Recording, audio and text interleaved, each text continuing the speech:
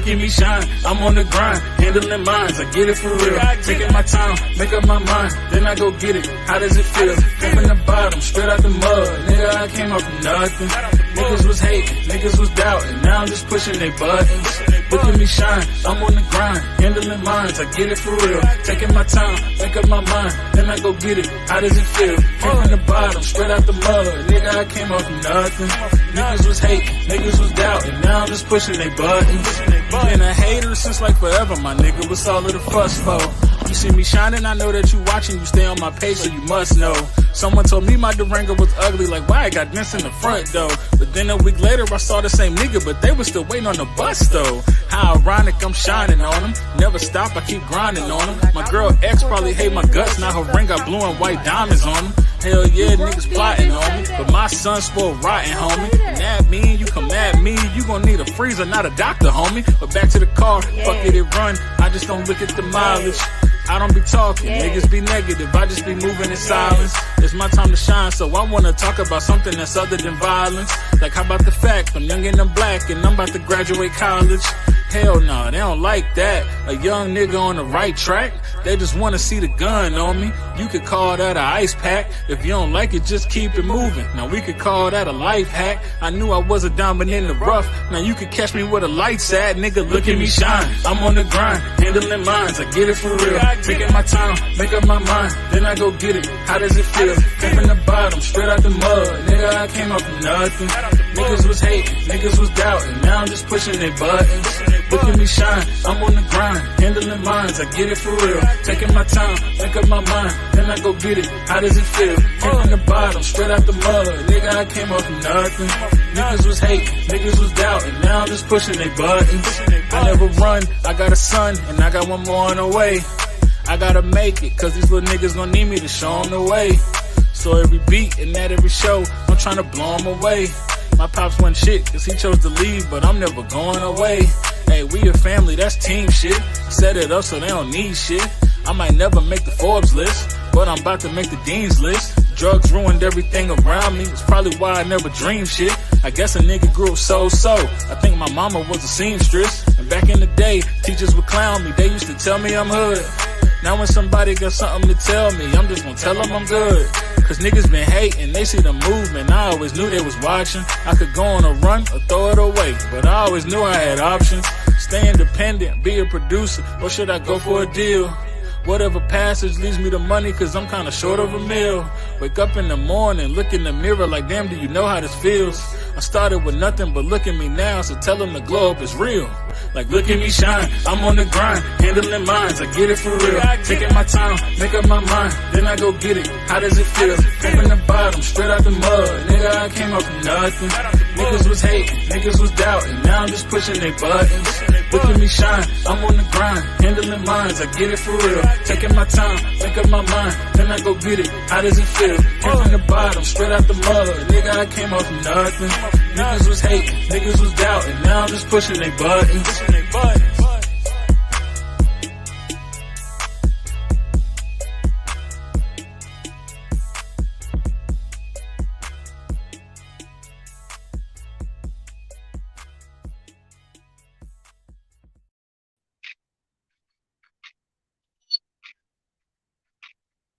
What's good? What's good? What's good? What's good, everybody? How everybody doing today? It's KB, and we sitting up here on Easy on the Eyes podcast. Let me grab something real quick.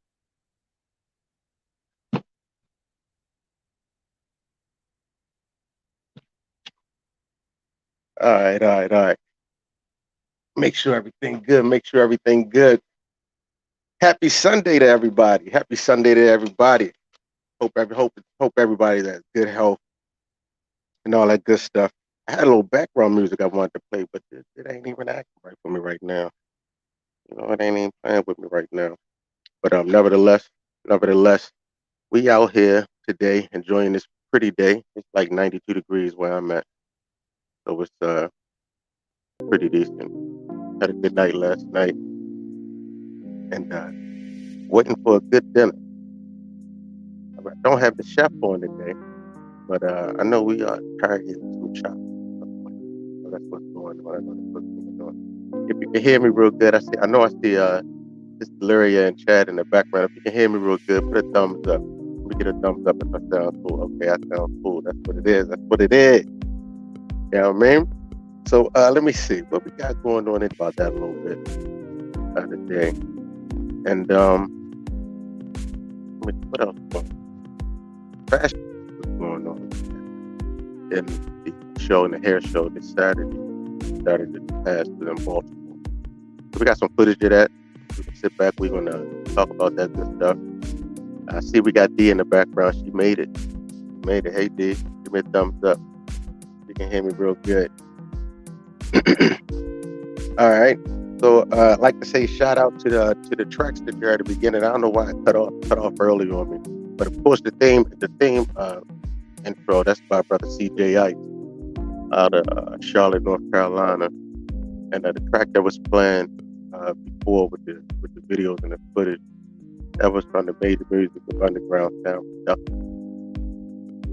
So if you're a producer or anything like that, you have some music and you want to display it on a channel before the show, come on, just hit me up in the email, tooeasyontheeyes@gmail.com. That's too easy with a Z on the eyes @gmail.com. Got a good show for you today. We got Sister Lyria Price, fashion designer out of Uvalde, Tx. She's here. She's going to join us. We'll chop it up with her, talk to her. And what else? We got some. We're gonna let a little secret out. Things working coming up in the near future here. Let me see. I know I got Chad D popped off. Let me bring Chad up. I'll let Chad real quick. Bring him in. Yeah. What's up, my brother? Hey, how you doing? I'm doing good. How was your week this week? It was long. Long? Yes. I did go to. I don't even remember what I did. That's how. Kind of went by fast, actually.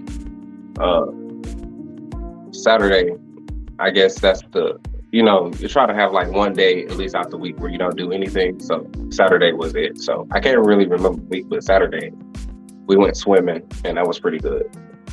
Pretty cool. Yeah. It's been hot all week. You said what? I said it's been hot all week. It's been hot for disrespectfully hot and dry. Right. Hold on, let me see. I see she out here walking. She always on the go. Let me see.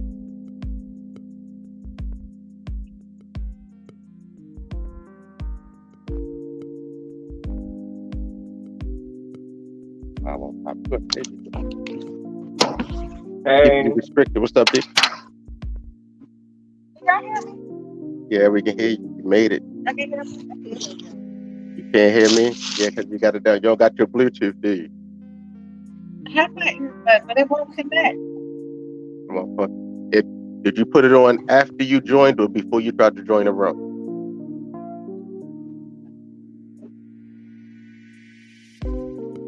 Look, log out, and then connect to your Bluetooth, and then log back in.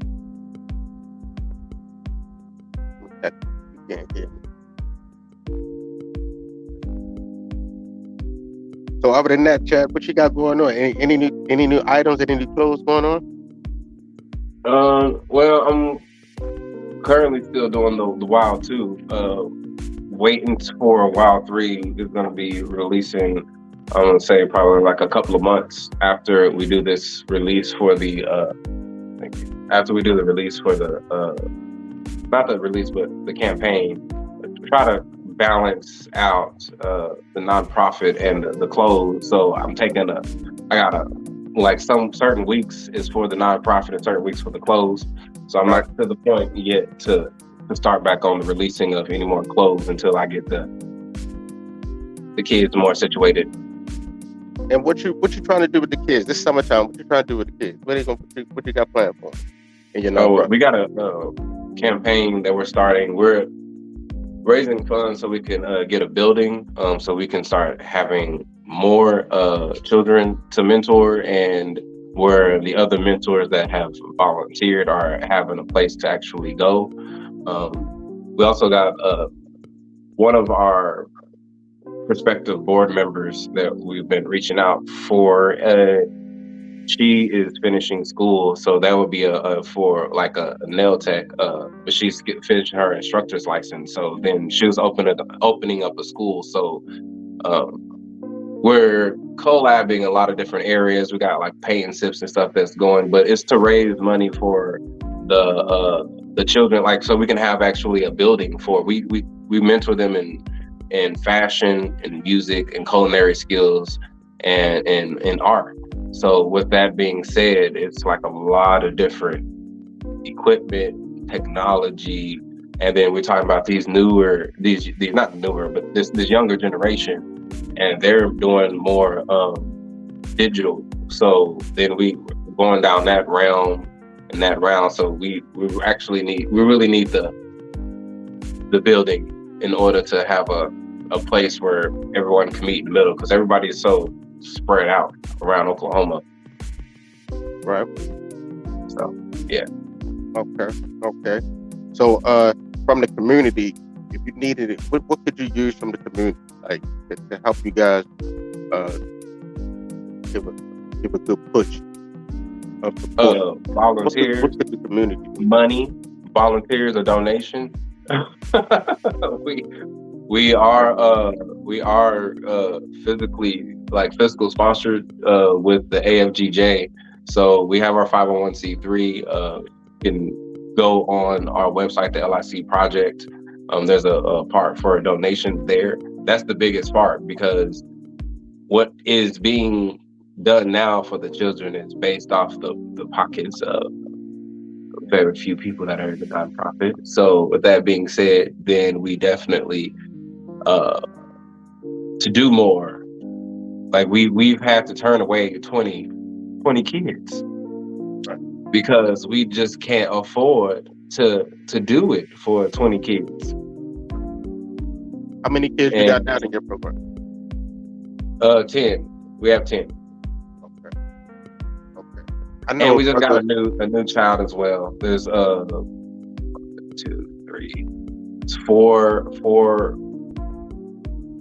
males and the rest are girls. 7. Okay. That's what's up. I want to know if Dee can hear it, because she didn't flip her camera off. But my week was pretty decent. There she goes. She flipped on. Let me see. It's prosperous. And then we do fundraisers. There you go. What's good, Dee? Can you hear us? Not much. Can you hear me? Yes, we can. How you doing? I'm good. You Good. always stuff in your face, but what you eat? You got good. It was at Hostess. I saw that bag when you first came in. I'm eating I like a like seafood medley. I'm eating squid and shrimp and lobster and crab and oysters and clams. Yes, Lord. That's what's up. Sounds good. Is it spicy? Mm-hmm. I was just eating how was oil. your week? And it's in a basil sauce. It is so good. How was your week? My week was good. Right. It was rather entertaining. Yeah. Entertaining? Yeah. What you do good? What did I do? I cut off some clown ass Negroes. Excuse me. That's the best part of my week, was cutting off some clown ass Negroes. Right. I'm sorry. Can we discuss that here? Because you know what? I'm gonna talk about it for a little bit. Because I don't think men really know what the hell they want. Like, seriously. Why you say that? Because the niggas is confused. Negroes is confused. They are so confused. Why you say that? Because you give them what they want, and they're like, well, what you talking? He's like, oh my God. He's like, I think I will ruin you as a good woman. Say what? That sounds like an insecure man. Yeah. Say that again? I said, yeah. Nah, say that again. What did he say? One of them told me that He felt like if we dealt with each other, that he would probably ruin me. I was like, what the fuck does that mean? I was like, I don't need to be ruined. He said because he was only for play. Exactly. So I don't need to be ruined. And then we had a long talk about one of your boys in a bet from way back when. You remember that? No. I don't remember no bet. That was group activities. But Chad, what was going on with you at the pool? What you mean? Let me tell you something. I pay close attention to everybody's pictures. When they pop up on my screen, I zoom in and zoom out and zoom in and zoom out. What the hell was going on with your pictures? What you mean? It was fun. We had fun. I was with my family. We had fun. It was. What's wrong? Oh, you talking about because I didn't just do my swim trunks, and I had a whole outfit with it? Huh? We're going to talk about it offline. This might be a PG show. How's a PG show? I was like, huh? What are you talking about? I think you had on like a pants or something, and I zoomed in. I was like, oh, what's up? I'm sorry. I'm so sorry, y'all. I had to go there. And she talking about somebody said they gonna ruin her.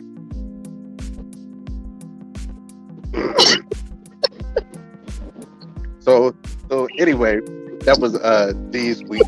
We see what her week is and where her head is right now. So I already know what it is.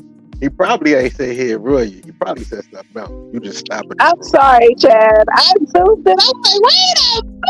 What is going on with Chad over there? And Chad is in California. Where you at? Tennessee? Where you at? Oklahoma. I'm in Oklahoma. I was in Norman. Around all those white people. Look, now everybody go to Chad's page and be like, oh, let me see what she's talking about. Take a picture down. Where your boo be like, yeah. I'm gonna need to take it down. You finished, are you finished? How much more you got to chomp up? I'm gonna bring Miss Lyria up. I just have a shrimp left. All right. That's everybody. I'm gonna let it. What did you do this week? Hi. Hello. Greeting. Yes. Oh, come on, hair. Oh, I love your hair. Yeah, welcome. How you doing, Miss Lyria? That's that correct? I was actually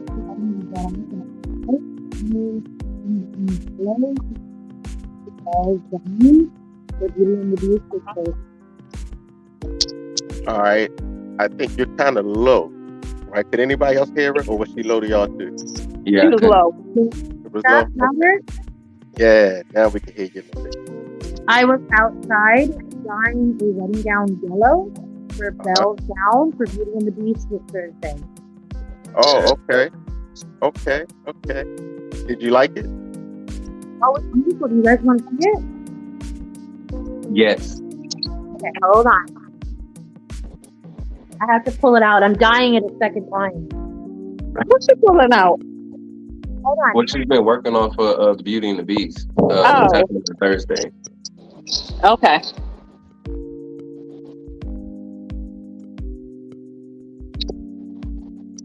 How was your week, baby? It was good. I went to Georgia. You were where? To Georgia.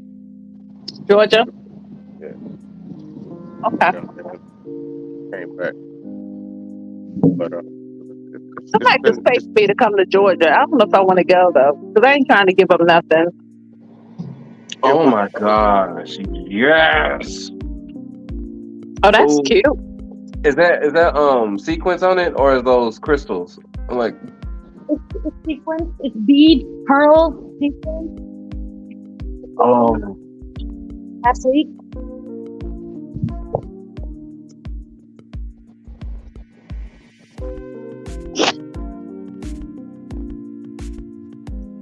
That is beautiful.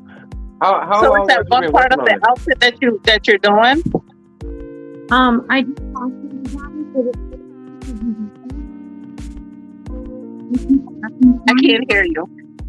I teach fashion design for Uvalde Tx, and also So look, so Lyria, do you have like a Bluetooth? You got like an earbuds or earphones, little headphones, or something? You got us on speakerphone? Okay. All right. Is your finger under the microphone? Yeah, make sure you don't have your finger under the microphone. But when you talk, you can come closer to the phone, come closer to the mic so we can hear you, because we can't hear you. Can you hear me? Yeah, like I can hear you right there a little bit. Okay. Can you hear me right now? Yes, I can. And actually, you know what? If you want, we could have did this earlier. Never mind. We'll rock like that. So when you talk, just come down and talk, you know, close to the mic like that. I'm gonna drop down and I'm gonna let Don and Chad talk to you real quick. And they're gonna ask questions about how your fashion and all that good stuff like that. All right, and then I'll pop back up in a few seconds. Okay. Hi, can you hear us? Yes, I can hear you. Okay, so tell us a bit about yourself. I can't even get it out. Tell us a little bit about yourself. I graduated from the International Academy of Design and Technology with class of 2012-2013 in fashion design. I've been in the San Antonio fashion industry for 14 years. My small business is registered as Lady Lyria's fashion consultant in the DBA of Blair County and Uvalde County in Southern Texas. I've actually been designing since I was 5, but it didn't become a professional. So you say you've been designing since you were 5? Yeah. Really? So what was the inspiration or the motivation behind around like 5? Like who was your inspiration at that age? Actually, stuff like cartoons from Nickelodeon, Disney Castle, let me see, Rainbow Bright, Barbie. What's that? Rainbow Bright is the 1980s cartoon. 1980s cartoon? Yeah, cartoon. Gem was a rock star who magically That's funny, because I remember Rainbow Bright. Yeah. I remember Rainbow Bright. That was the cartoon character that used to come on Saturday morning. And that got you into doing fashion? Oh, I'm so curious now. If I could remember, Rainbow Bright was she was kind of like a model or something, always on the stage. Yeah. No. That was Gem. Okay, that was Gem. Yeah. So what was your first design at 5? Like that too, Chat. Actually, my first designs were with Barbie clothes. I would pop up my nylon ruffled socks. Yes. Oh, Okay. I love that. Yeah. So do you still do that, or was that just the? Did you know how much that go for? Do you know how many people is? No, I don't play with Barbies anymore. I work with actual people. So when did you make your actual first professional piece? 2008, at Oakland for IAC, the Big Darius Project Runway Season 2. And what was that? What was your first professional piece? It was a sportwear piece, basically a dress out of polyester in turquoise, lime green, and gold, and a paisley print. Okay. I'm trying to picture so that. what was the inspiration behind that? My background, I'm Hispanic and I'm Haitian, so I'm on to island inspiration, island tribal type clothing. There, colorful, vibrant tones in the sunlight, and yeah, that's what I was going for. Okay. Did you make it for someone, or you just made it? It was made for another student designer that I went to school with, but she wasn't the one who ended up modeling it. The school hired a modeling agency. selecting models to me. Lyria, is this the piece? Is this the piece that's on the screen? Look at your phone real quick. Oh no. That piece is actually from Green Week of this year. That's a new piece. I love me some lace. This is Guatemalan. This is Guatemalan cotton knit with is it pecan silk and then polyester turquoise lace. Yes, I love that. How long did it take you to make this? That particular piece took me 3 hours. Okay, that's what I'm talking about. You room. Yes, Right. I love to sew. Okay. That's what I'm saying. Where are you actually from? Like you said, your background. You said your background, but where do you actually currently reside? I live in Uvalde, Texas. I've been in Uvalde for 7 years. This vest. Oh my gosh. Oh, where did it go? Oh, that's nice. I had to zoom in. This vest. Okay, so this is actually a collaborative. There's another designer down here in South Texas. She's from Sabinal.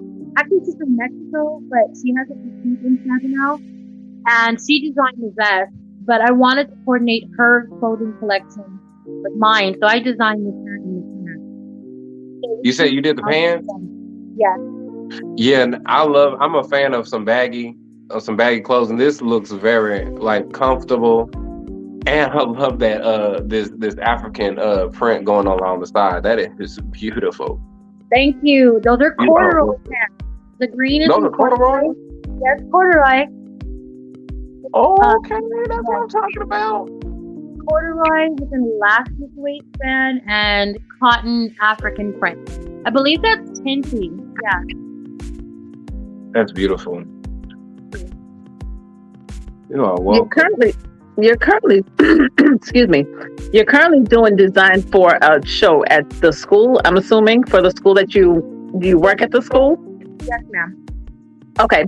How long have you been at that school, and how long have you been designing for that school? I've been designing and working for them for 4 years. For 4 years? Yes, ma'am.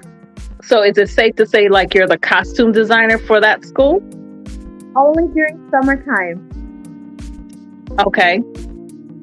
And why is it only during the summertime? Because that's when they have extra funding for the summer program. Okay. And for the remainder of the year, the administrator of theater rents the costumes because there's not enough time to actually hire me on to construct 20 in under a couple of weeks. That makes sense. So do you have any fashion designers that you actually look up to or admire, and that you do you find yourself mimicking like other fashion designers?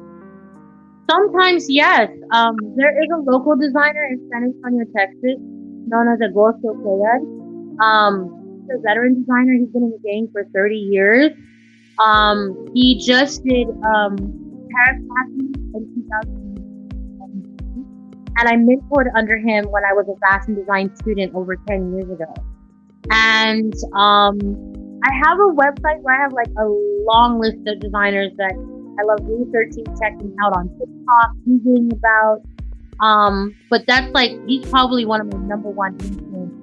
And he's multi-dynamic and multicultural. So he'll mix African fabric with European fabric, or like Latin fabric, Asian fabric. Really out there. What about celebrity stylists? Do you idolize or do you admire any celebrity stylists? I don't really, to be honest, I don't tune in a lot with other stylists out there. I do meet a few from time to time through other productions, but I'm usually preoccupied with studying and observing other people to figure out how to become better at what I can do. So is that what you do with your consultant? Basically, now, how long is that what you're doing with that? Like, what is, when you say that you've been doing the consultant, how long have you been doing that, and what does that consist of? The concept is more or less where I see people that have no experience with the fashion industry, or they feel like they lack the creativity, look, and style. And I go through like a free consultation with them, and then advise them, or they contact me to actually do their idea. Whether it be for show or session, or as a day wear.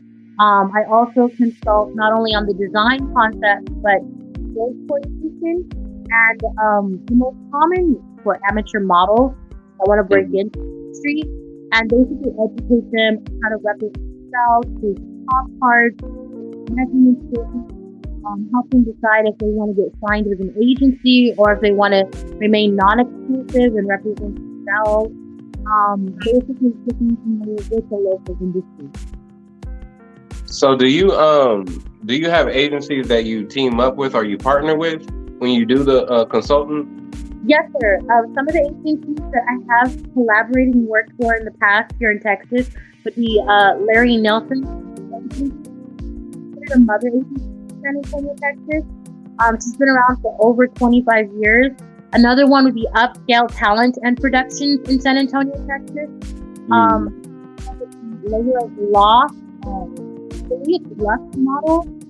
And another one would be, those are the main three. There's another new one that got established earlier this year called Business Models and Associates. Okay. So I ask this question all the time. This is so what is your legacy that you want to leave behind? Not have to be a size 2, like to be a runway model. All you have to do is have an idea and have an imagination. And if you don't understand how to create it, and before you know it, you'll be on that path to your own creativity. You can tap into it. You don't have to be somebody who's fashionable or trendy to create a masterpiece. It's more about teaching people to believe in themselves and what they're capable of. Oh, I love that. Oh, look at that. Oh, I love this outfit. I would wear this outfit. Is that a romper? Oh no, it's a 2-piece. It's a short sleeve. I was about to say, what? Leather collar, and it's actually a snap down, and then those are pants. Yeah. Oh, I love that. So, question: do you ever find, like, in your darkest moments, or have you ever had like dark moments where you just kind of like close yourself off and just sew, and that's how you get your creative juices flowing, or how do you normally like get your creative juices going? So for me, to be honest, I am very manic, not just by nature and habit, but by diagnosis. So I don't stop. I'm obsessed with fabric. I don't have to be under contract to create. I get ideas from everywhere, and for me, I'm more of a touchy-feely kind of person. So if I see a fabric somewhere, even if it's not a conventional fabric, and if I just touch it, literally ideas start coming to me. I used to be heavily influenced by cable and movies and videos like the MTV era, the VH1 era. That used to be high school and junior college. But then, as colleges changed things, MTV doesn't play music videos anymore. If you want to see music videos, you go to YouTube or some other channel or Pandora or something of that nature. But now it's more about it's not necessarily about getting the juice started. It's more like feeding. You're feeding the hunger. So if you're starving to do something, or you're starving to share something with the world, well, you're gonna keep searching and searching and searching until you get fed. Does that make sense? Absolutely. Yeah. Okay. What's your biggest motivation? My biggest motivation is definitely my spiritual relationship, and my children, my adult children. Okay. And how does spirituality move you to, how does that inspire you? Tell Because us like about your spirituality. so lots of times, I'm Christian, but I've only been Christian for 2 years, and before that, I was Wiccan for 15 years, and so I was really oriented with nature. I was really oriented with goddess worship and admiring other artists like Jessica Alba. I think she does like fairies and she does like fairy costumes and stuff. And I was really, really into like,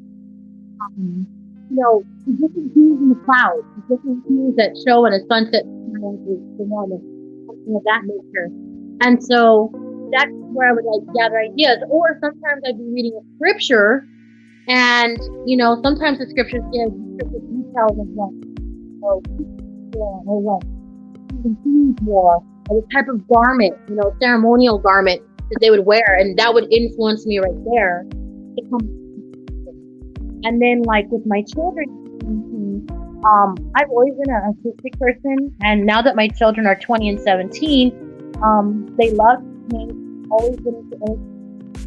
Sometimes I get an idea from them. I would be sketching, and it'd be like, "Mom, can we sketch with you?" And so then we'd start talking about things, and they both have costumes. So even when we have each other, we're shopping, they're giving me their input all the time. Okay. Because my next question was going to be, how do you balance that with your children? I'm not quite sure if you're a single mom or if you're married, but how do you balance that with your children and family life? Like, what's your medium in that?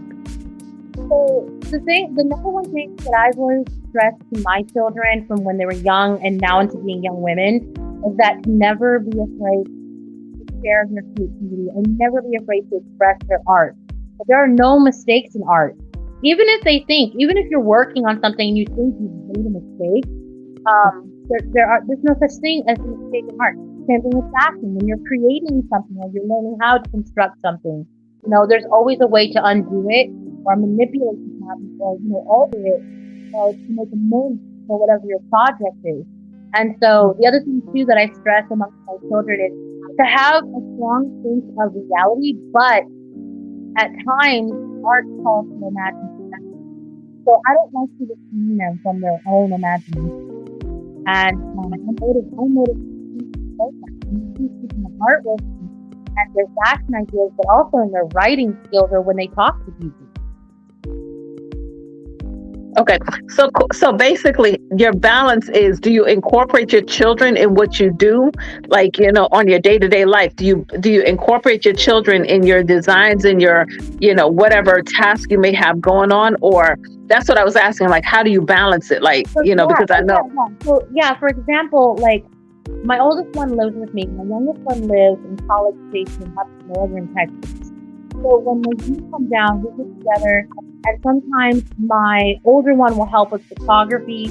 My younger one will model. I'll use her as a model for a lot of my design concepts that I might use for the following year. If I'm booked for a fashion show, or if I'm coordinating a fashion show, I'll ask my younger daughter to exemplify the runway walk, catwalks, and poses to work with other amateur models because they used to model in my school fashion show. Okay. So yeah, I do incorporate them, but like my younger one doesn't live with me, so she only gets to get involved when she spends the summer with me. But my older one's also my creative director, where if I know I have to do like a micro production order, like for example, COVID masks, and she knows I need like 100 in a week, she'll like back at the table cutting out patterns and just basically taking account of everything with inventory before we place the order.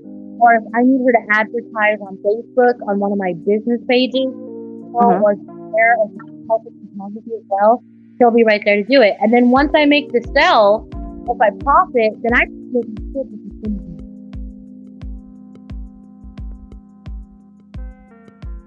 Okay, so you incorporate, so everyone is like basically hands-on and hands in. Yes, ma'am. Awesome. So I know that we talked about motivation, and you said it was your children and then you started talking about religion, and then you started to bleed on the lines of inspiration. So now I'm curious, what inspires you, because you were talking about the garments, like when you were talking about. I only asked that because with me, if I was to read something like scripture or something and they were describing it, I would want to paint it or draw it and then design something from that. So with that being said, my inspiration comes from like tribal, like, and you mentioned something about ceremonial. So what is your like inspiration, or like in regards to creativity? Okay, so one thing I remember, this happened about maybe 10 years ago. I was reading a scripture on Levitical priests on the tribal side, and I noticed that when I started actually Googling images based on the scripture, some of their garments had like actual beads embedded on like the I don't know, like almost like a or like a piece that goes over a long robe.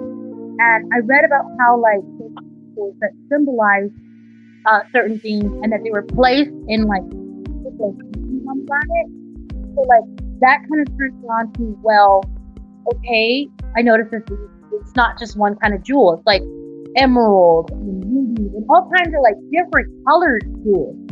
So I thought, so why can't I create a collection that has a similar array of jewels, but just kind of like spread out or rearranged in different formations, but for women, not necessarily for men.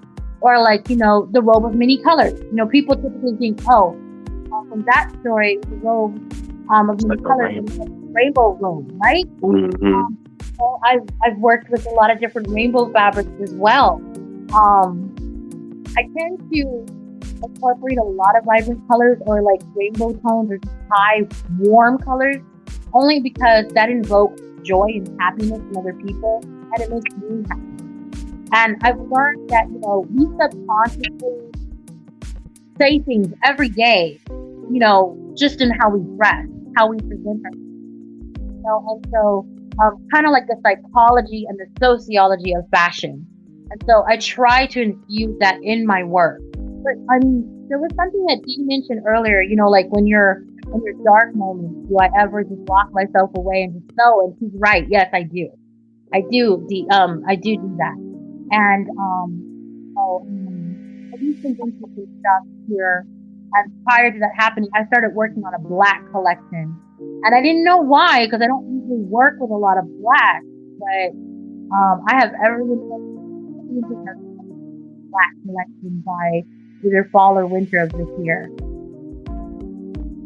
Yes, that's what I'm talking about.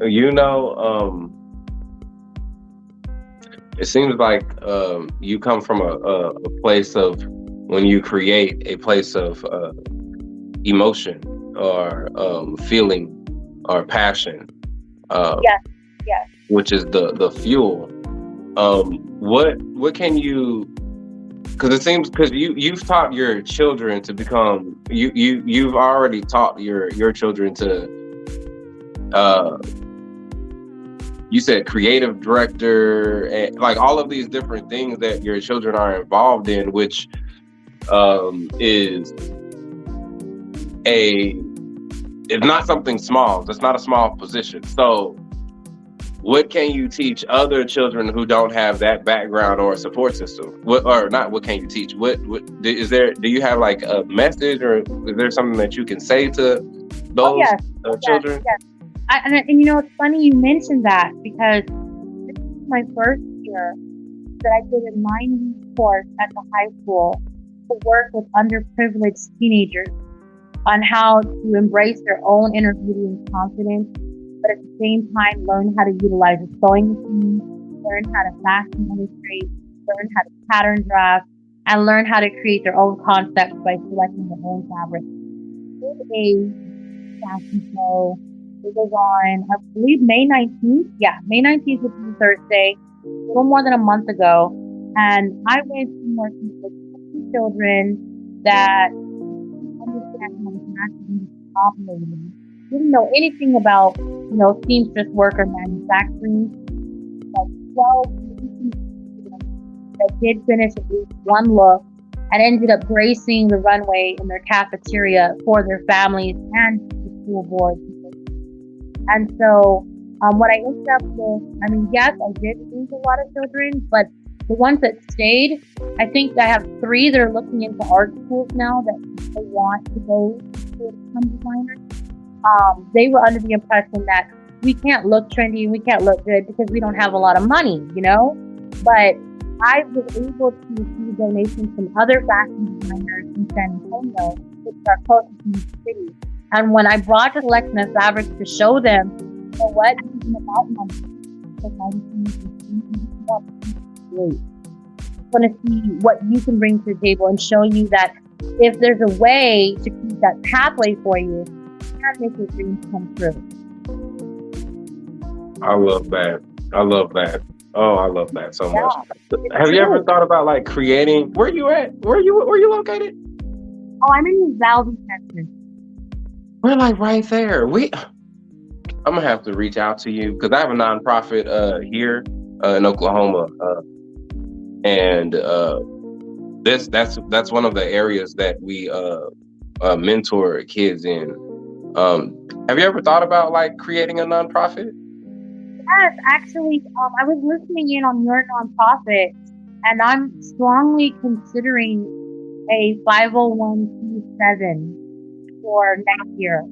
I'm seriously, but I have an event coming up at our public library. I'm doing a 3-day workshop where I'll be teaching students how to make dolls, how to sew their own dolls. I'll be sewing their own teddy bears, and then we're gonna do acrylic painting, illustration, basketball, and other activities and making. So if that 3-day event goes really, really well, and students actually show up to that in the summertime, then I'll do it for another 6 weeks in July. Then I'll move back to San Antonio, and then I'll file my taxes for a 501c7 in January or February. Oh, yeah. Yeah. I like the idea of a 501c7, but it's more about creating a club or social organization. But I want. I'm sorry, I didn't hear that last part that you said. I was saying that I'm about the 501c3, but I want a 501c7. Like, it's about building that network and that family of other creative people. And it's commonly known that if you thrive amongst other creatives, self will, rise up too. Like, your ideas will flow better. And, there's not a lot of fashion designers out here where I'm at. So if I want to engage in something with the industry, the closest place I go to is either San Antonio or Austin. And so I'm wanting to create that and create like a bridge from Uvalde to San Antonio back and forth. And like help kids that are curious, kids that are curious from what they see on TV, curious about what they see in movies. Who's the costume designer for that film? Or who's the costume designer for this? Or who's the costume designer? Those kind of kids. Because that's the kind of kid I was. I would watch Saved by the Bell and I'd be like, who puts their clothes together like for look, Or like stuff like Bram Stoker's Dracula. And I'd be like, who's the costume designer from Bram Stoker? And I would watch behind the scenes stuff, and I was always so just praised about it. Like, wow, like where do their ideas come from? Stuff like Legend, Lapis, the Dark Crystal, the puppet costume stuff, the set design, all that incredible stuff. I love it. Oh, I love that too. I'm getting inspired. So you mentioned something about consultant. When you were talking about the consultant part, if there was, so do you just consult, like you said you do, like if there was a child that wanted to get into modeling, how much would that charge? How much do you charge for that? I don't charge. The only time I actually charge for the consultation is if it's more than one. And if it requires like you're actually contracting me to coordinate your event, like your fashion show, or you're contracting me to, like wardrobe makeovers. So if a child comes up to me and they're like, I want to be a model, how do I get started? First thing I tell them is, here's my card, give it to your mom and dad, ask your parents, schedule a meeting with me.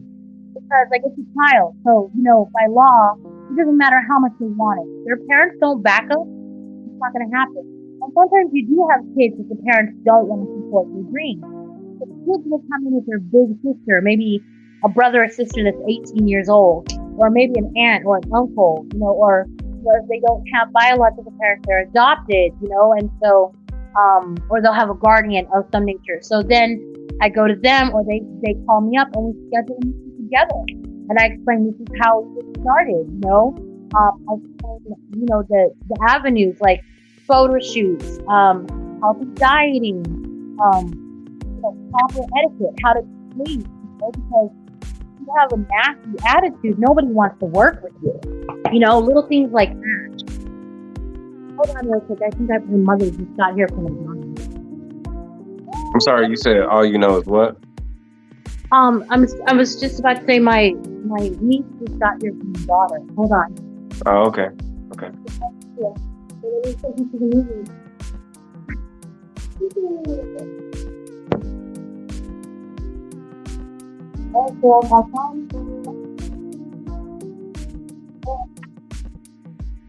Okay, back to what you were saying.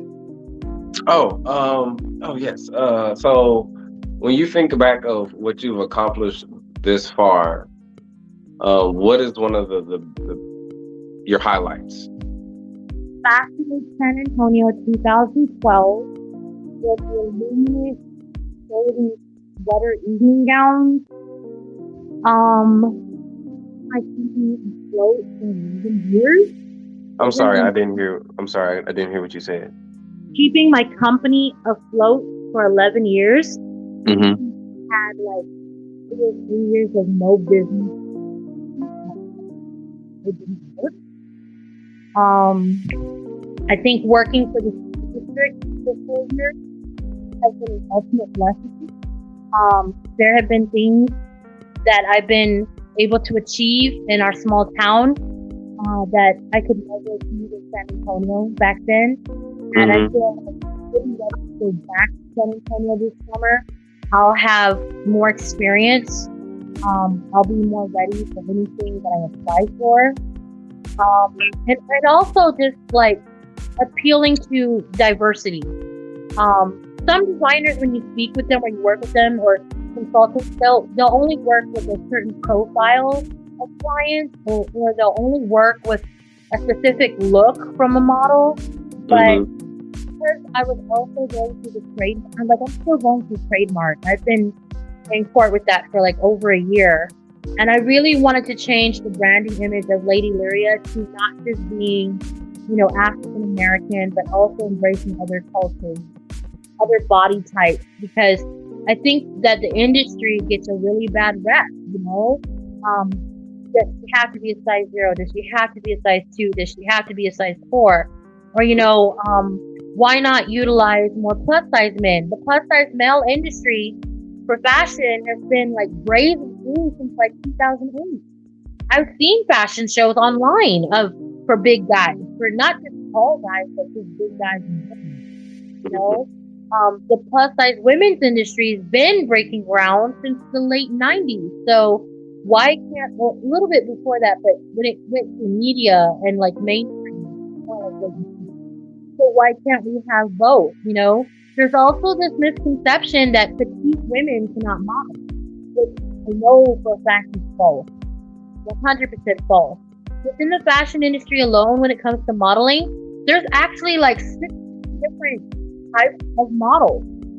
So that's also something that I educate beginner models on, to let them know, based on your stature, your silhouette, your measurements, and your frame, and where you might grow or how you might grow about to becoming something, this is the area you may want to try out. And I really try to encourage new models to try all forms of modeling. The only things that I tend to advise to careful on the red flagging is like glamour models, lingerie models, swimwear models, nude modeling. because with that sometimes comes like heavy consequences. And that it seems to happen with a lot of yes, and it happens to a lot of young girls. Like the moment they turn 18, like there was a model that she had just turned 8. She's 21 now, but at turned 18, she did a nude, like a topless shoot, in Southern Texas on a sports car. And I messaged her. She posted it on her Instagram, and I'm like, "Did they pay you for that? Did you sign a contract for that?" And she told me no. I was like, "Why did you do that?" And she's like, "Well, because I wanted to be taken seriously." I was like, "Honey, if you're gonna do that and post it publicly, they need to pay you, and there needs to be a contract to protect your rights." I mean, what if they took the photo of someone else? And the other factor was she was a single mom. But but she was 18, and that was her choice. So, I'm not opposed entirely. It's just that, when you're a young model and you're naturally beautiful, there's so many things that can go wrong. So many things. Yeah. So I feel like as a consultant, it's really good to advise people about boys too, young men. Young men can get taken advantage in the industry just like young women. Yes. Oh, that's I started out in the fashion. I did modeling. The different shoots that I went to that was inappropriate. I started. They had wine at these shoots. Yeah. And I was underage, and I was drinking those and all of these other things. So, what advice could you give to like a new someone who's fresh who's going in, because there's a lot of those vultures and situations that are out there. So what advice could you give to like a new model coming in that wants to do something but not necessarily does not have the funds, or where it looks like the funds that you're going to need in order to join an agency? Let's start there. But okay, but see, right there, right what you said. Initially, if an agency wants you, they're not supposed to be charging you. They can charge you for classes, to take classes, mm-hmm. But to get you signed, you should not be coming out of pocket for that. Yes. Those are things like, the other thing too that I always tell people, because I learned this, I started modeling when I was 15 in high school, like women's parties. The women's parties, like fashion parties. So if you want to order from the catalog, the friend would have like a private party of women, and then she would have some of the garment in the catalog, and then she would have me and my girlfriends come and model it, because we were tall and slender. Like when I started off in high school, I was a size 8, and I wanted to be a high fashion model, but that was still too big. And then I didn't even go back into modeling until after I had my children, and by that time I was size 12. But I didn't look plus size. I asked to be, high fashion. But of course, the high fashion, you're size 12, you're plus size. So with the plus size looking, I feel like they fun of me because I didn't have like big hips. I didn't have a butt. I didn't have like heavy cleavage. I was like straight looking. But I learned that, if you do like a provocative photo shoot, and what the attire is going to be, don't go alone. Do not go alone. The first boudoir shoot I did ever, it wasn't even like nude. It was like a mini skirt, like a really short mini skirt with a tank top. And push-up bra. So I was still technically covered up, but like I'm really tall, so I noticed that, and I chose to work with 2 female photographers. But I did that because I had already been approached online by male photographers who kept telling me stuff like, "Oh, you need to no, I only do that for my boyfriend. I don't do that for anybody else." So I felt uneasy, and I was like 26 when that happened. And so I'm thinking like, okay, if I do any really sexy stuff, I want female photographers. And if I do conservative clothing or like fashion forward stuff, then I'll work with male photographers. And so what would you give to like a child like that's coming up? Because this is like scarier times, Go with an adult at all times. at all times. That child needs to be with an adult. There should be an adult with them backstage of every show.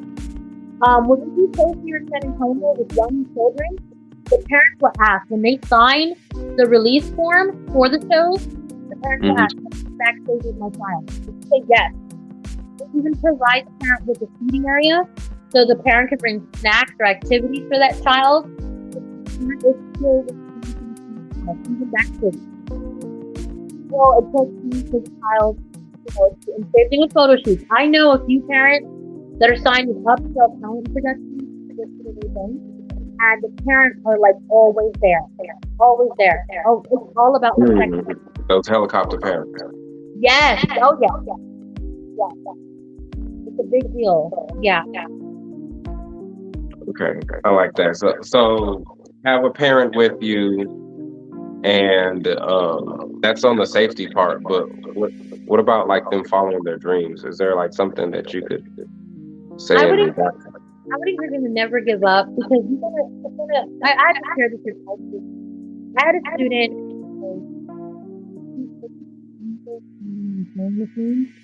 She broke like 9 needles. I can't hear you. Say that again. Hello? Okay, so for example, I had a student, a sophomore this coming year. He's a freshman right now. He wants to become a fashion designer. I was teaching her how to sew on one of my sewing machines. And she broke 9 needles. And every time she broke a needle, she would start crying. And then the last time she broke a needle, she looked at me, she was like, "It's August." And so she was like, "Are you going to yell at me for breaking your needles?" And I was like, "Why would I do that? You're learning. You just replace it. Let me tell you how to replace it." And then she goes, "Are you telling me I can still be a designer?" And I was like, "Of course you can. You've done a mistake in your first using the tool. It's expected to make mistakes. This is part of the growing process." And then I told her about how I had a teacher in school. She told me I would never become a designer. She told me she's my home ec teacher. And I told her how I broke the needles too. I even broke some of the academic needles because I didn't know what I was doing, and she wasn't very good at instruction. And I go, but I didn't let that stop me. I just kept hand sewing instead until I took college classes to learn how to sew. So, I tell the kids that. I'm like, I'm going to cross paths with people that will laugh at your dreams. They're going to tell you, no, you can't do that. They're going to say, oh, that's impossible. They're going to tell you, you don't think that is good. But do not give up. Keep going. And if sewing is working for you at that very moment, there's a lot of areas in the industry. There are fashion illustrators. There are seamstresses. There are people that do the people. There are people that do the season. There are people that handle the fabric. They're more like textile engineers. There's so many aspects of the industry. So when I wasn't good at something when I was doing, I would put it aside until I was really frustrated, and then I would switch to something else. And master that. And then I'd go back and forth and little things like that. And that's usually what happens with my students at high school too. They're trying to find themselves. Yes, and they will. Some of these children, they want everything right now. They want to make the money. They want the fame. They want to be celebrities. They want to be popular. They want to be loved. They want to see somebody else wearing their ideas. You don't realize that a really good thing, it takes at least 5 to 10 years to master things. Even though I've been in the game for 50 years, there are things I'm still learning. So, YouTube is a wonderful resource for tutorials and how to use different techniques and whatnot. But it's incredible. It's a journey. So as long as the children have the drive and the fire to even start, the fire's already lit. They just need guidance and direction. I love that. Well, do you have any questions, KB? Yeah, so Lyria, what you have coming up? What you got going on? You got some shows coming up? Yes, I do. So I needed to really take a break. But I can't hear you. Say that again. I really needed to take a break for the month of July because I'm getting ready to do. But as of June 30th, there is the Summer Fine Arts Academy Beauty and the Beast production here at the Herald Auditorium at Uvalde High School. And that is donation based, and either donation or free to the public. The money goes back into Summer Fine Arts Academy funds for theater students. And then I was asked to participate in a fashion festival on July 30th. So I just confirmed that one. Hello? Where that's going to be at? Yeah, where that's going to be at? That's going to be in San Antonio, Texas. But I have not been informed about the venue yet. So where can we find for the updation of that? Okay, so basically, when the director and producer confirms the date, well, now the date is confirmed, but the location, they'll tag me with a flyer. And they'll post in the flyer. I posted on Facebook LLFC 2011. Okay. There's also 2 more productions that I'm going to be getting ready for in the fall. There is in La Calle with Agosto Cuellar, and he's affiliated with the Texas Fashion Industry Initiative. It's a nonprofit for designers and models to help them get promoted and paid. And that's also affiliated with San Antonio, or I should say Texas Fashion Week. And that show, I think, is in October. And then there's another production that I'm waiting to hear back on. But I'm not allowed to release the information or details about the November production. Okay. So how can people find you? The easiest and fastest way to find me would be Facebook. I spend more time corresponding in my inbox and keeping up with my like pages and posting other fashion events from other people or posting about other designers and myself through LLSC 2011. There are numerous other pages that I do have that I share other types of research or information or things that interest me. My direct personal profile on Facebook is Lyria Price. And there is like an about page with my real name under Little August. People can post on Instagram, but like I said, I've been having issues with re-logging into my account since I got a new phone. So Messenger and Facebook. Now this is Uvalde, Texas. This is down where the trauma was, right? Yes, sir. So you need as much donations as possible. You know, that's basically you guys need could use a pretty helping hand down there to uplift the spirits and things like that. Oh yes, we do have a lot of church organizations that have been bringing in counselors and therapists, but it's only they're constantly. So you may have a group of 30 therapists come down for a week, and then another group of therapists from somewhere else will come down the next month or the following week.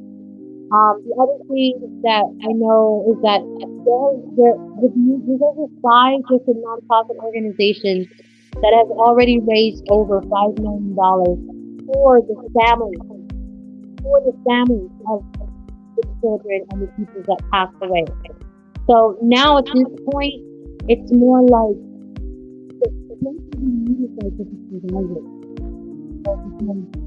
there's children that got injured that live. You know, that some of them are still going to surgery.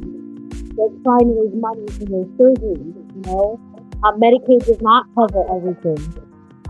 There were other people that, you know, were traumatized, you know, within the school district and, you know, other schools.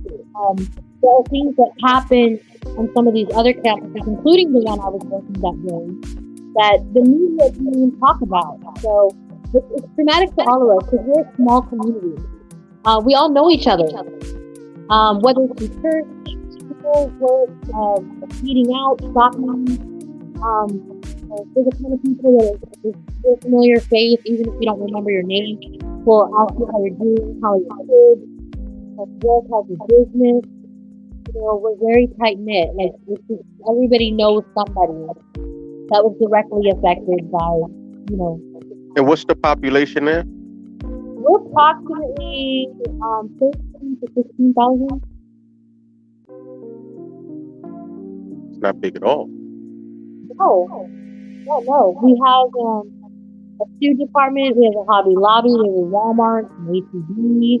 H-E-B's our grocery store. We have a very few shopping places in the downtown area. A lot of antique shops. We have a small movie theater. We have a lot of fast food restaurants. We just got a Wingstop.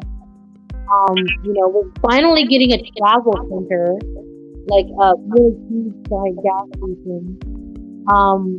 Most of the people here, they're either small business owners or they're ranchers, or they work in the oil industry.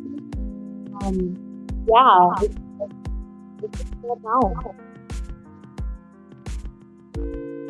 So everybody pretty much knew everybody down with the tragedy that happened.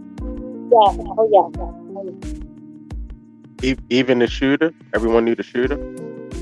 So, example, with him, I did not know about him, even though I worked at the high school. But I did hear specific things from some of my high school students because the day that happened, everybody got a little lockdown. So even though he got robbed, the rest of the schools were alerted, and we ended up locked in our classrooms for like 6 hours. And so upon that time period, that's a long time to spend with your students. And, we were praying together and just talking, whispering back and forth. And I learned a few things about him through my students. He would have graduated this year, but he had dropped out of school about a year and a half ago, like during the COVID, when COVID, shut down everything. And he did not continue with school online, and he decided to come back to school. So apparently he had attended his sophomore year at least 3 times.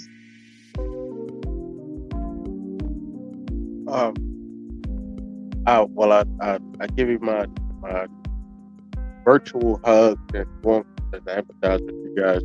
I can't even imagine being in a situation. It's been really hard. The biggest thing, like from an educator's perspective, is like, I think if there were emotions, had I known as a student, had I known that he was dealing with some emotional distress, I would have directed him to the right counselors. I would have did my part. But if you didn't even know that there was a student that was troubled like this to begin with, so it's hard to fathom. It's hard to deal with it. But it also sets off an alarm on our generation of young people, because sometimes they go about doing things and saying things where you think on the surface they're all right, but really on the inside they're not. And they don't feel like they have anybody to go to. They don't feel like they have anybody to talk to. Or we have wonderful counselors in our school, and I'm not necessarily talking about like counselors that help you change your schedule. We do have like people on school from the high school. If the student's going through something personal, they don't want to talk to a teacher about it, direct them to them, and they go to a room and they go through therapy and private. So, but I think at this point we're going to need more staff, because it's not just, like I said, I had 7 or 8 classes that were covering about 6 classes. And here, this is a predominantly Latin community. So, if you know anything about Latin people, they're very family knit. They're literally, your cousins are your best friends. And so, with those cousins that you see at the evening, that you go to their parties, you go to their weddings, you see each other all the time. It's really good. 8 of the students that passed away when I summer fine art students, they were little actors and actresses. I saw them 2 years in a row. Some of them almost 3 years in a row. So that was really, really hard to deal with. Even the piece is actually dedicated to them, because we have been planning to do the invitation in February.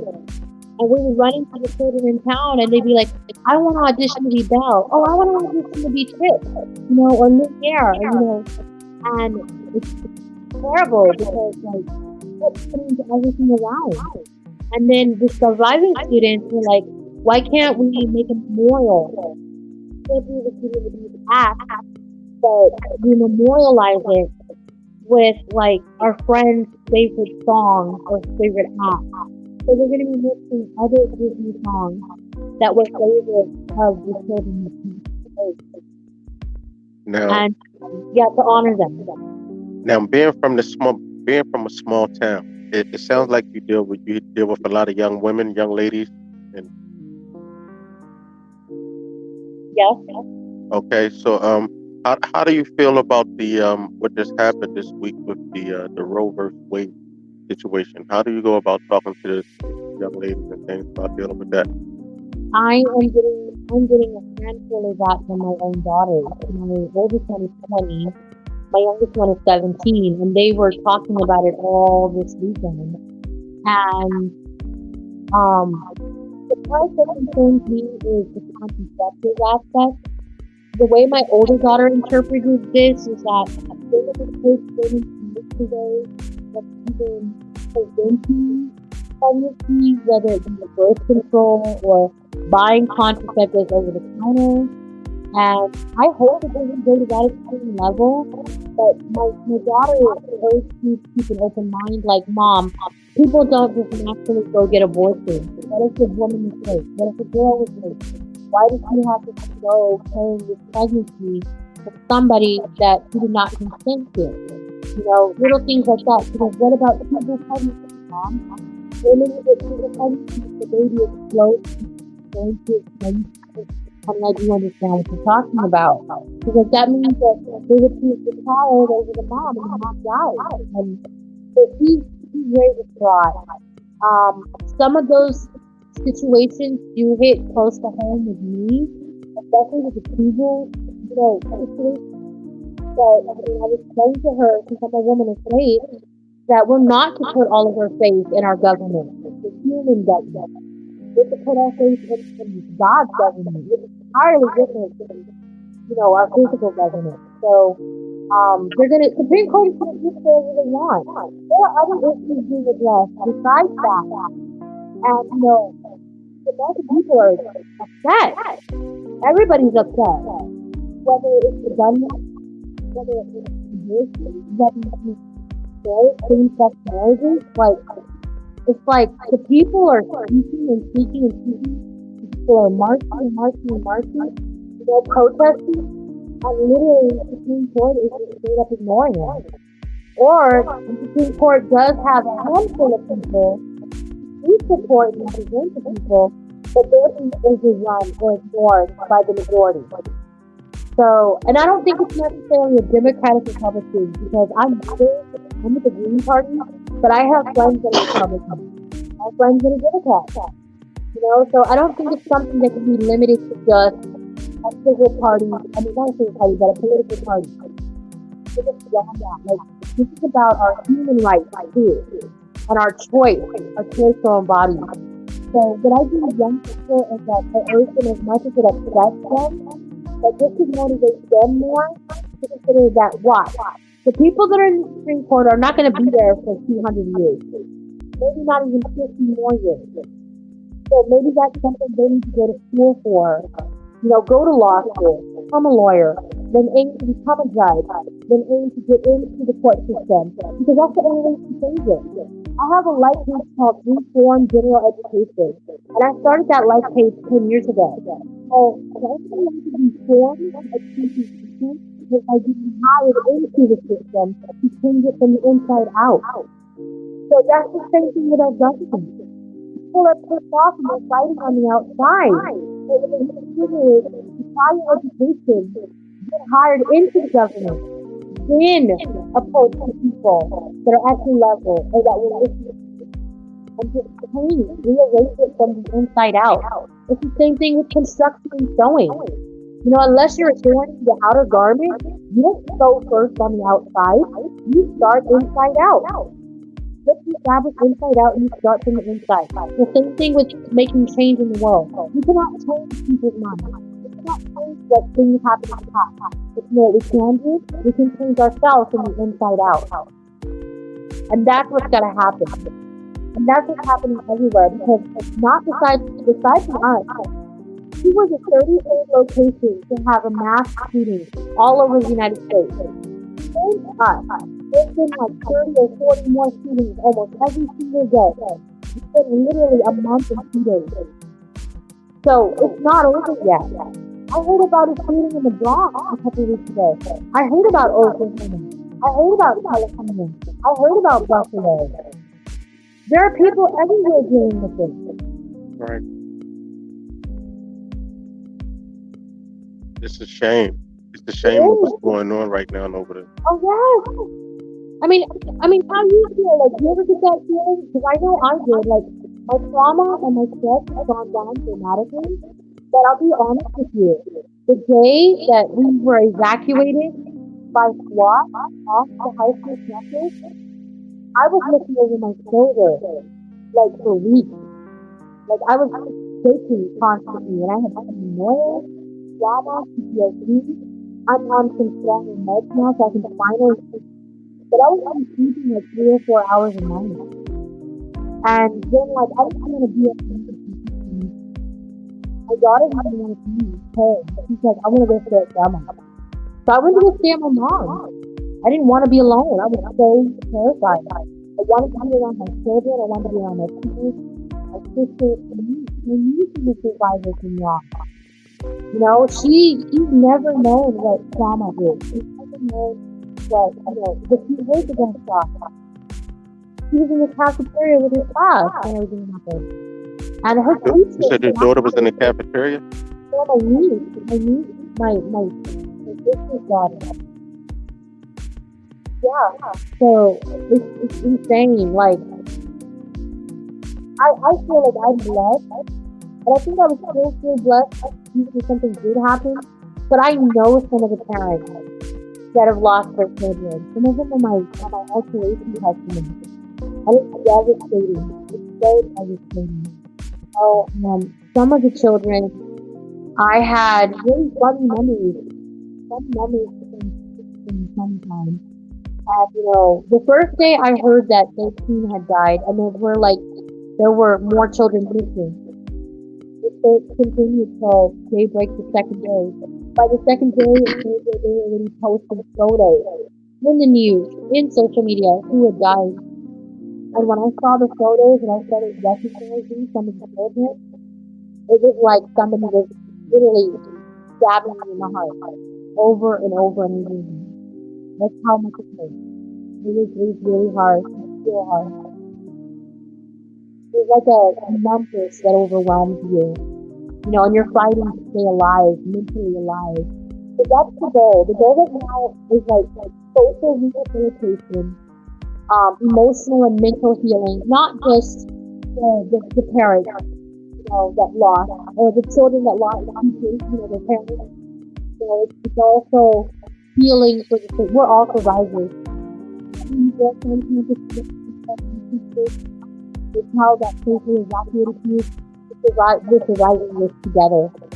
And we're looking for all kinds of ways, even alternative healing, therapeutic, forms to apply to our lives, just to get through each day, just to get through everything and overcome. There's also a small percentage, unfortunately, that are overwhelmed with hate. Hate for our government, hate for our law enforcement because it took so long. Hate for Peter's family. Hate towards the chief of police. Is that going on too? And yet you have to try your best not to give in to that. That low energy activity. I agree. So, if people wanted to donate, and they wanted to get in contact with you, tell them how they can get in contact and where they can send. There's a wonderful nonprofit organization called Los Angelitos. That's in Spanish for the angels. The Little Angels, and that is a nonprofit established alongside with El Progreso Memorial Library, and that is our community. It's a community library, but it's not managed by the city or the county. It's privately funded for donations. We have an education center there. We have a museum there. We have a family research center there. We have a showroom. We have a children's department. We have computer lab there. We have workspaces there. I do a lot of social events and fundraising there as well. But they can look it up. They can go to Facebook and look at El Progreso Memorial Library. They can look up Los Angelitos. And I believe there's also a nonprofit called I think it's called the Rob ROED Fund. That's also a nonprofit for the family. I've been blessed to get donations from people out of town and local for my 3-day workshop. Like with the teddy bears and the dolls, the different drama dolls. My dad's from Haiti, so when he came back from one of the wars that had happened in the 90s, when one of the presidents actually left the country, he brought me back his doll that had a smiley face on one side and a sad face on the other side. And it was kind of like a rag doll, but it was homemade. And he got one from the teacher. And because for a while he was away in the Marine Corps, I had stopped talking for a little bit. So when he brought the doll to me, it was to help me communicate my. So I thought, why can't we make dolls like this for our civilian students? So I started asking for donations, and numerous families started donating. The biggest thing I realized though is that even though I ended up getting help with other businesses to cut out at least 75 to 100 dolls, we have enough filler. The stuff that you put in the dolls. So I'm still looking for people to donate filler or donate to my Cash App to buy more filler. What was the Cash App? I'm doing Lorena August. So it's just the cash symbol, LORENA AUDSE.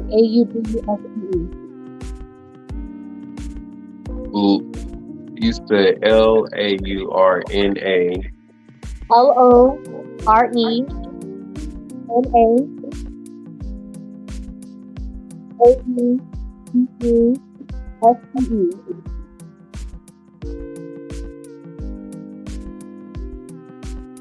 Sorry, I still didn't get that. Okay, so Lorena. So the money symbol LORENA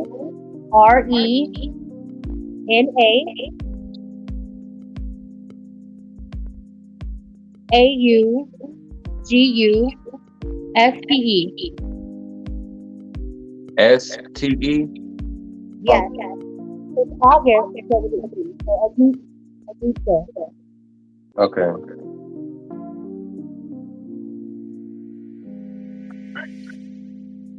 Thank you. Well, is there any other questions you got, KB? No, sir. No, sir. So, Miss Lyria, Yes. once again, I said I send you big hugs, and get well. And I hope you guys, I know you guys are grieving down there, and I'm kind of speechless actually talking to you. It's someone that actually has been through it, and knowing what y'all going through right now, because I know it's a great trauma, especially in a small community, only 16,000 people. Even though we go through things on such a larger scale, on bigger scale, so when it hit home, it hit home. So I can imagine. Never been in that situation. Been in that. Don't ever want to be. And it seems like it's picking up more and more and more and more every day in the community, every day in this world. I wish I had the answer. But we need to get a grip. We need to get a grip on everything. Yes, we do. We really do. Because they clearly show that they don't care. They don't care about it. There are people out there like that. This is turning into a social epidemic. I spoke to somebody Actually, I got to meet John Lennon from CNN 3 or 4 days after the shooting, and I explained to him, students that we work with, you gotta understand, they were under quarantine for like a year and a half, stuck at home. Everybody we were all stuck at home. So imagine how frustrating that can be. And then you come out of it, you're allowed to come back to public school, and yet all these open. And not everybody deals with their emotions the same way, And then if you are already coming from a troubled background or home life, opposite, or being bullied too, or people always insulting you, putting you down, emotionally abusing you. Well, that makes you a really, really horrible and horrific recipe for disaster. People because they finally believe that it's that it's not always in the healthiest way. So, that has to do with humanism, values, with lifestyle, that has to do with society. So you really, really need to look back, not necessarily as Americans, but as humans. We're losing our sense of humanity. We're hugely emotionally disconnected, whether it be with social media, or it be with video games, or it be with hustle, make money. But we're not making time to really get to know each other. We're not really making the time to be like, are you okay? You need to take a little break? You need to talk about this with somebody? So, we evaluate our own social situations internally and outwardly. But that can take a long, long, long time. And so that's the way I choose to look at it. The number one thing too that I also played inside at our library a couple weeks ago was a lot of these children that knew those children, their friends or cousins of those children. Those children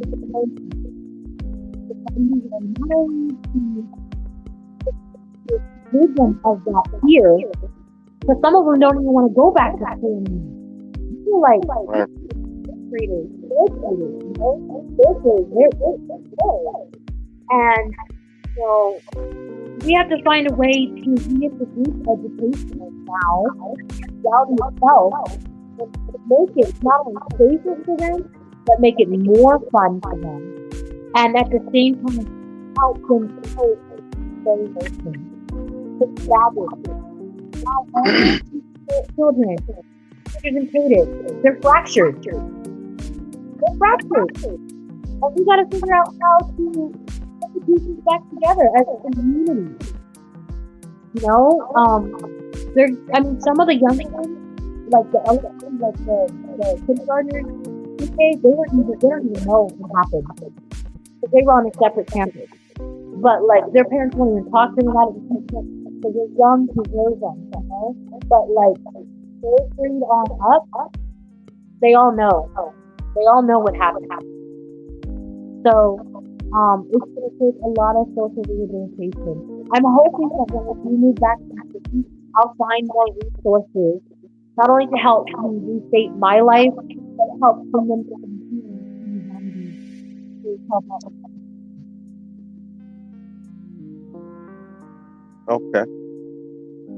Okay. Well, can you hear me? I know you're not on the camera. I definitely like to thank you for coming on and sharing your story. I love your art. We love your art. Definitely love your art. Your pieces. Might have to get this book. I like those pants too. A little bit more skinnier, tighter would be the word. But I like those pants too that had the African print coming down. The African print on the side? Yeah, that was hot. Thank you. I had another pair of pants on there as well too, but I know you couldn't see because you was trying to hold your phone a certain way so you talk ahead simultaneously. But I appreciate you, Miss Lyria, and you got to keep me posted. got to keep me posted because we're not that far away. We all in the Midwest, so we're not that far away. And we only a whisper away. Yeah. Yes, whisper away. Especially if you're doing like fashion shows and things like that coming up, and you need designers because everybody on here does something with design and styling and all that good stuff like that. And we all got to stick together. Oh yes, and remind people, you guys ever do reels, REELS, for Instagram and Facebook, or do you ever use your story? Mm-hmm. Okay, I use that a lot when I'm advertising anything I'm working. I post flyers in reels and in the story. So even if you don't have time to go to the mall, just basically we stay connected in our stories and reels. You'll see what's going on. Because there's a lot of events that I go to down here in Uvalde. So I don't always work out. I just go, From the reels. The reels. And the reels and the story. Okay. So Facebook story and then Facebook. That's with Instagram too, because they have Instagram stories and reels as well. Yeah. All right. Yes. Well, what's the next on the itinerary? Well, for one, I'm a end it with Miss Lyria, and I definitely will be reaching back out to you sometime soon, within the next few days anyway, just to talk to you. And but keep us posted. We will follow you. I'm following you. Keep pushing. Keep striving. Keep your head up. I guess that's what I can say. You know. Thank you. Like I said, I'm lost for words right now. I don't want to put my feelings into it, but we appreciate for having come back, join us again, come back and critique the fashion with us next time. Oh well. Yeah. Thank you for having me. All right. So thank you again. We'll be reaching out to you. Have a great rest of your night. Bye, gentlemen. All right. All right. Longer than 9 minutes to take.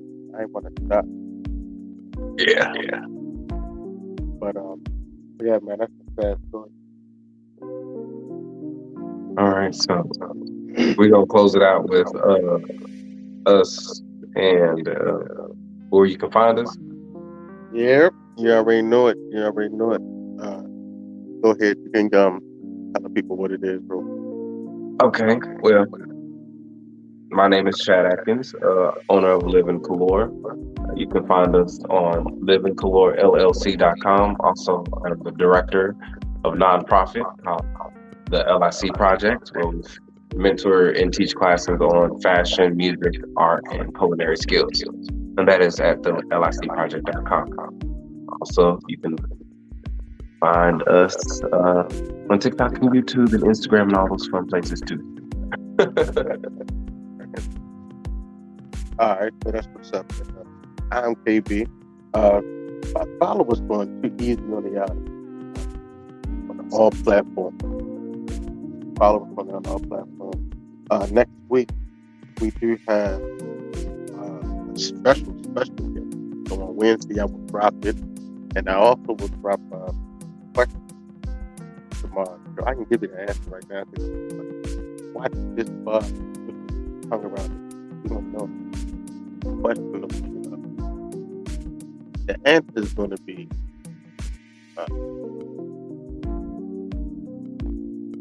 Uvalde Tx. You said the answer is going to be what? Tragedy at Uvalde Tx.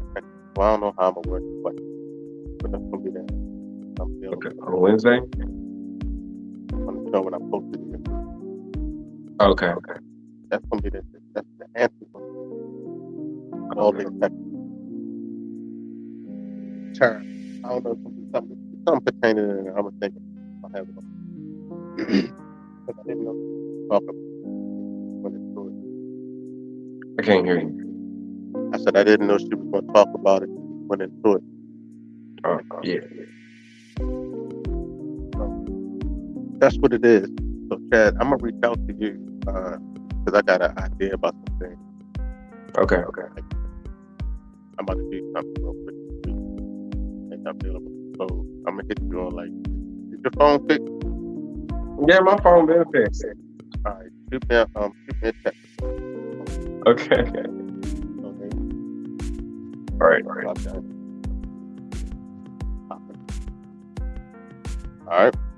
All right. I'll talk to you later. Definitely talk to y'all. Thank you for being here with us. And, stay tuned next week.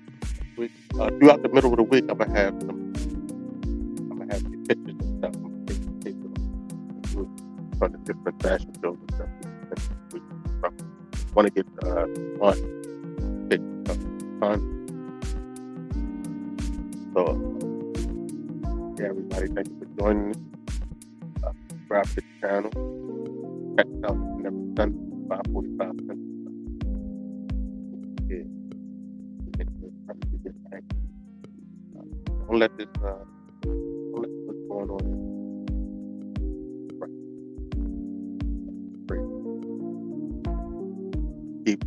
Everybody got to. We need to come together. Said time and time.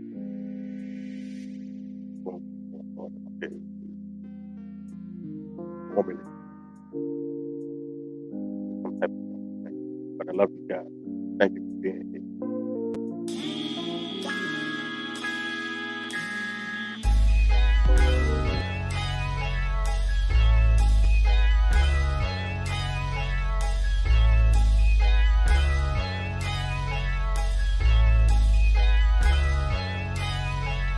Look at me shine, I'm on the grind, handling mines, I get it for real. Taking my time, make up my mind, then I go get it. How does it feel? From the bottom, straight out the mud. Nigga, I came up from nothing.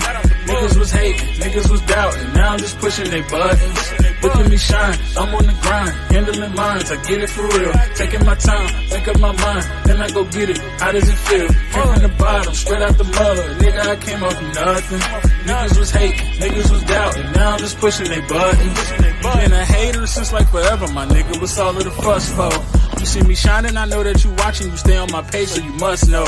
Someone told me my Durango was ugly, like why I got dents in the front though. But then a week later, I saw the same nigga, but they was still waiting on the bus though. How ironic, I'm shining on them. Never stop, I keep grinding on them. My girl ex probably hate my guts, now her ring got blue and white diamonds on them. Hell yeah, niggas plotting on me, but my son's